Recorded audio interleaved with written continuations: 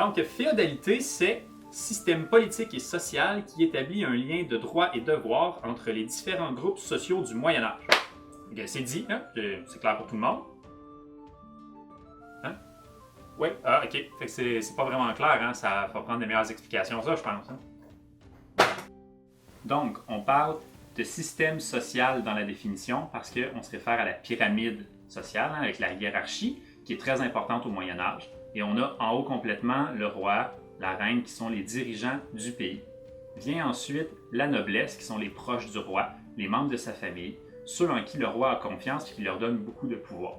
Vient ensuite les seigneurs, qui sont les dirigeants des terres, c'est eux qui s'organisent les terres et qui s'assurent que les lois sont respectées. Et finalement, viennent les paysans, les artisans, les serfs. Non, pas celui-là. Ouais, les serfs qui sont complètement en bas de l'échelle sociale.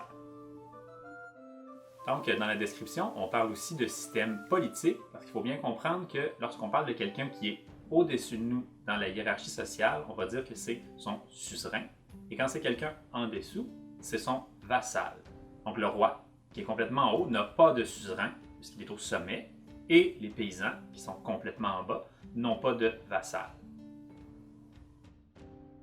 Oui, dans le fond, est-ce que ça se peut qu'on soit suzerain et vassal en même temps?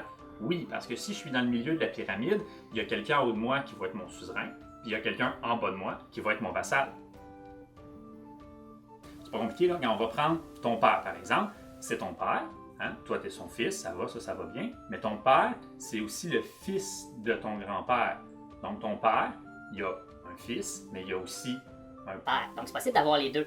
Ton père, t'es son fils, et ça va. Mais toi, comme t'es son fils, ben, t'as pas de fils, parce que t'en as pas encore. Toi, t'es juste fils, mais ton père, il est fils de ton grand-père, mais il est aussi ton père à toi. Donc, lui, il est les deux, parce qu'il y a un père à lui, puis il y a un fils à lui aussi en même temps. Là, lui, il y a les deux, du père et du fils. Mais ton grand-père, lui, par contre, il n'y a pas de grand-père, il n'y a pas de père à lui. Il y a juste, il est en haut, donc il y a le fils qui est dans le milieu, toi, t'es en bas complètement. Ça va, là?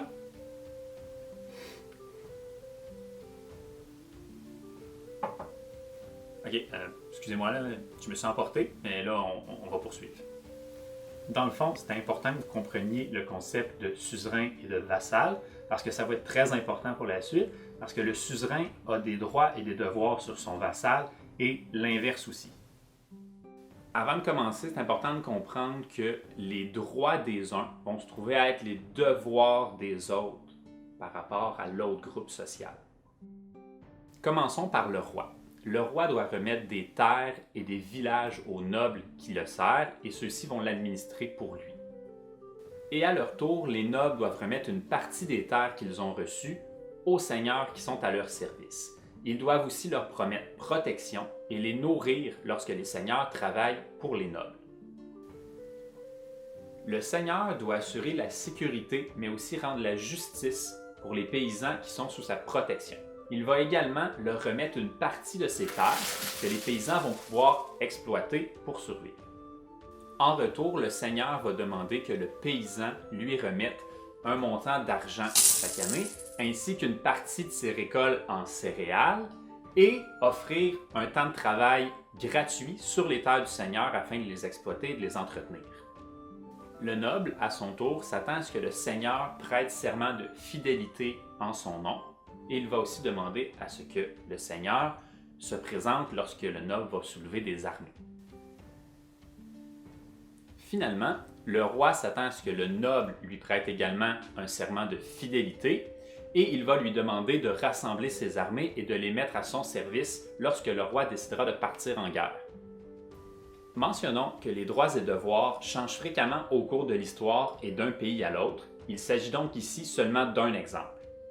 Quand on parle qu'un vassal doit fidélité à son suzerain, mais il va même devoir prêter un serment de fidélité. Vous avez probablement déjà vu ça dans un film, peut-être que vous ne saviez simplement pas. Suite à votre serment et au nom du Christ, je vous nomme Sieur Caméraman.